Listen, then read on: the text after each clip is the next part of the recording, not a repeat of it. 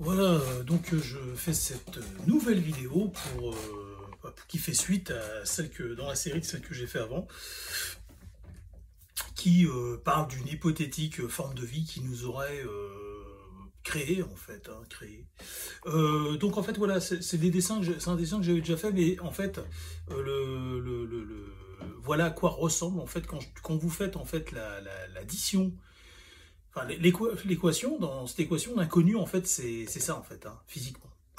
À peu près ça, hein, je dis pas c'est un schéma vite fait, hein, mais quand vous faites le mixte entre ce qui aurait pu nous créer et nous donner, nous, entre le singe, les trois grands singes et nous, en fait, et si vous faites, en fait, si vous cherchez l'inconnu et que vous le trouvez, vous allez tomber sur ça, en fait. C'est très étrange, hein. C'est très étrange parce que ça ressemble aux descriptions en fait que font les gens. Vous savez, les petits gris. Alors, et pourtant, ces gens, personne n'a. Je suis le premier à parler de cette théorie, hein, la théorie des trois grands singes, des trois types humains dominants. Hein. Je suis le premier à en parler. Donc, c'est pas, je dis pas ça pour me la raconter. Ce que je suis en train de dire, c'est que les gens qui ont décrit les petits gris à l'époque n'ont pas fait cette équation en fait. Ils n'ont pas procédé par élimination. Ils ont pas trouvé. Faites-le vous-même. Vous allez voir. Regardez. Si vous regardez en fait, si vous regardez comment on appelle ça, la capacité de notre boîte crânienne actuellement et la proportion par rapport à la pièce buccale que nous avons et celle des singes.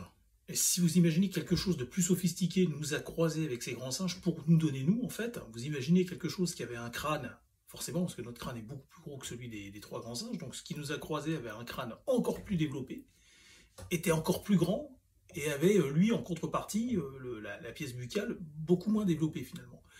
Et ça donne ça, en fait. Ça donne ça. Et donc, en fait, le nez que nous avons, nous, en fait, les trois grands singes n'ont pas de nez. Ils ont un nez qui est aplati, qui est complètement effacé. Et nous, on a un nez. Et parce qu'en fait, pourquoi on a un nez qui est si développé? C'est la cloison nasale, en fait, qui est ici, là, qui est développée. Et pourquoi elle serait développée alors que les singes ne l'ont pas, en fait? Alors, il y a plein de gens qui vont me dire, mais non, c'est par rapport à plein de trucs, machin, tout ça. Seulement, il n'y a pas deux humains pareils. Il y a des humains, si vous regardez en fait il y a des gens humains, des familles humaines qui n'ont pas par exemple les Asiatiques, ils n'ont pas une cloison nasale très développée. En général, il y a beaucoup de blacks aussi, de subsahariens qui n'ont pas la cloison nasale très développée. On a des blancs qui n'ont pas de cloison nasale très très développée. Et puis on a d'autres types blancs en contrepartie qui ont des cloisons nasales très développées. Et et vous voyez, en fait, je faisais allusion à ça, en fait. Cette jonction qui est entre le bulbe crânien, là, ici, là, et qui fusionne, en fait, avec le nez. Et si vous croisez ce truc-là avec un singe, en fait,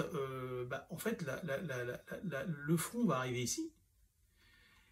Et le mix, enfin, on va dire que vous voyez ce que je veux dire, c'est-à-dire que cette partie-là, la cloison nasale, en fait, va rester, enfin, il y a une partie qui va subsister, et ça donnera, en fait, cette impression de nez qui va en avant, en fait.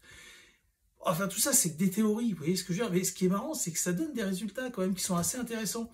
Et là, on tombe, moi, je l'ai pas fait exprès, ça, hein, je vous assure que je l'ai pas fait exprès, que j'ai dessiné, en fait, ce qui aurait pu, l'inconnu, en fait, qui aurait pu donner naissance à ce que nous sommes aujourd'hui, si ça avait été croisé avec un singe, une créature supérieure qui se croise avec génétiquement avec les trois grands singes, et ça donne ça. Oui, c'est quand même incroyable. Je vous assure que je ne l'ai pas fait exprès. Je reviens avec les trois petits dessins que j'ai fait, les petits trois schémas de l'évolution, en fait, la pièce buccale qui se rétrécit, et la boîte crânienne, la capacité cérébrale et la boîte crânienne qui grossit au fil du temps. Et voilà. Et alors, vous allez voir. Donc je continue. Donc, alors pour revenir vite fait à l'arc et la flèche, on a des peintures, on n'a pas retrouvé. Physiquement, on a retrouvé il y a 12 000 ans, dans le nord de l'Allemagne, on a retrouvé physiquement des restes d'arc et de flèche. Donc on sait qu'il y a 12 000 ans, on a la preuve tangible, hein, c'est-à-dire palpable, d'une trace d'arc et de flèche. Mais on a retrouvé sur des peintures rupestres, au Sri Lanka, il y a 50 000 ans. Alors je vous dis 35 000 ans, mais ça c'est une date, on va dire, qui est sûre, quoi. C'est une date qui est sûre. Mais on sait que l'arc et la flèche existaient il y a plus longtemps, quoi, en fait. C'est-à-dire que à une époque où il n'y avait que 2 millions ou 1,5 million d'êtres humains sur Terre, en fait. À une époque où il y avait allez, grosso modo, 2 millions d'êtres humains sur Terre. Il y avait déjà aux 4 coins du monde, de façon très répartie, en fait. Écoutez bien ce que je vais vous dire. De façon très répartie, il y avait déjà des dessins rupestres qui ont été retrouvés au Sri Lanka et en Afrique, à plusieurs endroits de l'Afrique. C'est immense l'Afrique, hein. Vous savez, c'est gigantesque l'Afrique. Dans l'Afrique, on peut y mettre l'Europe, l'Australie, on peut y mettre les États-Unis, on peut y mettre une partie de l'Amérique latine. C'est immense l'Afrique. Ça n'a pas l'air comme ça, mais c'est immense. Et c'est immense et c'est dangereux, surtout il y a 50 000 ans, hein, quand les hommes étaient plus petits et moins costauds, et surtout moins armés, moins préparés, plus chétifs. C'est très dangereux l'Afrique. Il y a des félins partout, des herbivores qui sont des crocodiles. C'est très très dangereux l'Afrique. Et on a retrouvé à plusieurs endroits d'Afrique en fait des traces sur des gravures rupestres en fait, et des trucs, des premiers arcs en fait, des dessins d'arcs. On reconnaît l'arc et la flèche en fait. On reconnaît des arcs et ils font le signe de tirer des flèches. Donc on sait qu'il y a déjà 50 000 ans, il y a déjà des hommes qui utilisaient des arcs et des flèches. Mais on sait qu'il y a 30 000 ans à peu près, on sait que c'est quelque chose qui a fait le tour du globe. Comment, c'est ça l'explication, j'aimerais qu'on m'apporte une explication rationnelle. Comment un objet aussi utile pour pouvoir nourrir, hein, se nourrir, c'est important. Comment ça a pu faire, il y a certainement une explication rationnelle, mais comment ça a pu se retrouver aux 4 coins du globe, même dans des îles isolées, avant même que des embarcations existent en fait. Et n'oubliez pas un facteur important, c'est qu'il y a 2 millions d'êtres humains sur Terre à ce moment-là, qui ne parlent pas la même langue, qui sont trop éloignés les uns des autres, et qui ne peuvent pas comme ça se promener, comme je l'ai évoqué sur la vidéo d'avant, qui ne peuvent pas s'aventurer à partir n'importe quand, n'importe où. C'est pas possible. Faut que vous sachiez, ça c'est scientifique, c'est pareil, j'ai fait des études là-dessus, alors pas des études dans des écoles, mais c'est des études que j'ai fait moi de mon côté sur Internet, ça m'a pris du temps. J'ai contacté des musées et tout pour le savoir, hein, par téléphone. Les tribus avant ne dépassaient, elles étaient comprises entre 15 et 40 individus en fait, répartis sur plusieurs milliers de kilomètres carrés, hein. C'est-à-dire que des fois il pouvait s'écouler plusieurs années sans que personne se croise, enfin que ces tribus ne croisent personne. Il y avait beaucoup de consanguinité.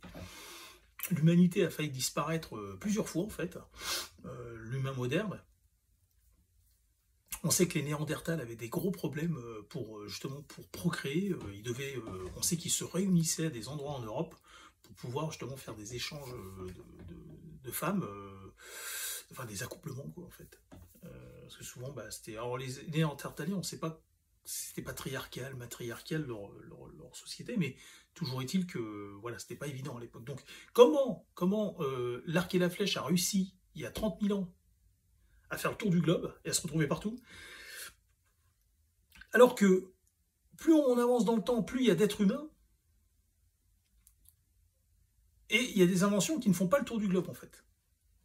Elles ne font pas le tour du globe, elles restent cantonnées à certains endroits, elles ne font pas le tour du globe, comme il aurait fallu... Parce que la technologie, en fait, c'est exponentiel. C'est quelque chose qui se transmet, c'est quelque chose qui se recopie, qui se copie, quoi, excusez-moi. Et donc, comment comprendre qu'il y a un moment, un tournant de l'histoire, il y a très longtemps, quelque chose arrive à faire le tour du globe assez facilement, et d'autres trucs, plus on avance dans le temps, et devrait justement faire le tour du globe beaucoup plus facilement, parce qu'il y a des embarcations, on est plus nombreux, donc il y a une connexion qui est plus facile. Il y a de moins en moins de prédateurs, parce que l'homme s'en débarrasse, et pourtant on a des populations qui se collent, comme aux États-Unis, enfin dans les actuels États-Unis, en Amérique, qui se collent, qui pourraient même certainement qui se sont vus, qui se sont rencontrés, et pourtant qui n'ont pas échangé la métallurgie ou même d'autres inventions. Donc ça c'est étrange, alors forcément il y a peut-être une explication à ça. Alors, je vais attaquer, dans cette vidéo, je vais attaquer l'apparition de la religion et sa diffusion, pareil, c'est encore un truc très étrange. Alors, j'aurai pas assez de tout le temps qui va rester sur cette vidéo pour vous l'expliquer. Je vais donc refaire une autre vidéo derrière, mais on a quand même quelque chose qui est assez étrange aussi, c'est, pareil, ça reste un mystère, l'apparition de la religion. Alors vous allez me dire, mais qu'est-ce qu'il raconte? C'est normal, ça arrive. Oui, d'accord. Il faut savoir que il y a 4000 ans, en fait, quand les premières religions monothéistes apparaissent toujours plus ou moins dans le même axe, hein, dans le même endroit, en fait, hein, c'est en Égypte, Mésopotamie, Égypte, croissant fertile. C'est pas anodin cet endroit, en fait, hein. Il faut savoir un truc, hein, c'est que il y a 4000 ans, la radio n'existe pas, hein, la télé n'existe pas, l'humain n'en a pas connaissance. Si vous voulez diffuser quelque chose à cette époque, il faut le faire à un endroit précis, c'est l'axe des 3 continents, en fait. Enfin, des 3 masses continentales, en fait, prédominantes, hein, où il y a le plus d'êtres humains sur Terre, c'est l'Afrique, l'Asie, l'Europe. Et quel est l'axe de la rencontre de ces 3 continents? Bah, c'est le croissant fertile, en fait. Alors, on peut en déduire et se dire, bah oui, mais forcément, les gens se rencontraient plus facilement à cet endroit-là, ce qui est tout à fait vrai. Moi, en tout cas, si j'avais voulu diffuser quelque chose à ce moment-là, enfin à cette époque, à travers le globe, par des hommes, c'est-à-dire quelque chose qui est transmis à des hommes pour qu'ils le diffusent à d'autres hommes, pour être sûr que tout le monde s'en imprègne et tout le monde finisse par atteindre cette information, c'est à cet endroit-là que je l'aurais mis, en fait. C'est-à-dire que, en tant que, si, imaginons, je suis une civilisation supérieure, je veux élever l'homme, eh bien, j'aurais choisi cet endroit, en fait, le croissant fertile. C'est-à-dire, je me serais posé à cet endroit et j'aurais diffusé à cet endroit, en fait, la bonne parole. Voilà. Un nouveau code de conduite sociale. Donc, je ne me serais pas posé en Afrique du Sud, c'est trop isolé, je ne me serais pas posé non plus dans l'actuelle péninsule ibérique, j'aurais pas non plus été en Chine, c'est des extrémités, j'aurais été dans le croissant fertile, dans cette zone comprise entre la Mésopotamie, l'Égypte, mais plus précisément le croissant fertile. Et qu'y a-t-il à cet endroit-là précisément? On sait que la première religion monothéiste, elle est apparue en Égypte. Ils idolâtraient le dieu Ra, en fait, hein, uniquement le dieu Ra. Je ne sais plus c'est quel égyptien qui a décidé de faire ça il y a quasiment 4000 ans. Et après, les Égyptiens ont décidé de repasser au païanisme, en fait, à idolâtrer plusieurs dieux. Ils ont dit non, voilà. Donc ensuite, c'est quelque chose qui a été repris peu de temps après par les Sumériens, de ce qu'on en sait, et les Sumériens ont donné naissance, en fait, aux Juifs d'aujourd'hui, en fait. Il y a une tribu, donc les Sumériens sont devenus monothéistes, et comme les Égyptiens, ils ont fini par retourner au païanisme. Mais il y a eu des récalcitrants, des tribus sumériennes du Sud, qui ont refusé de revenir au païanisme et qui ont conservé le monothéisme et se sont fait chasser, menacés de mort par les païens, les Sumériens redevenus païens, c'était trop dangereux pour eux, donc ils se sont sauvés, il y a eu un exode, ils se sont sauvés, et ils ont été vers l'ouest, ils ont fini par tomber en Israël, dans l'actuel Israël, et il y a à peu près 4000 ans, un peu moins de 4000 ans, ils ont commencé à fonder, à continuer en fait cette religion monothéiste qu'ils ont fini par développer, qui ont commencé la suite, hein, c'est devenu les Hébreux. Et mais en tout cas, comment on appelle ça, ensuite ces textes sont arrivés à cet endroit-là. Et ce qui est d'autant plus étonnant, c'est que dans les histoires des Hébreux, ils parlent en fait comme ça de quelque chose qui venait du ciel et qui leur parlait en fait, qui leur parlait. Mais vous allez voir que les Juifs, c'est quelque chose d'assez particulier parce que il y a des choses assez étranges chez les Juifs, pas chez les Juifs en eux-mêmes en fait, mais dans les... Excusez-moi quand je bois de l'eau, ça me fait ça.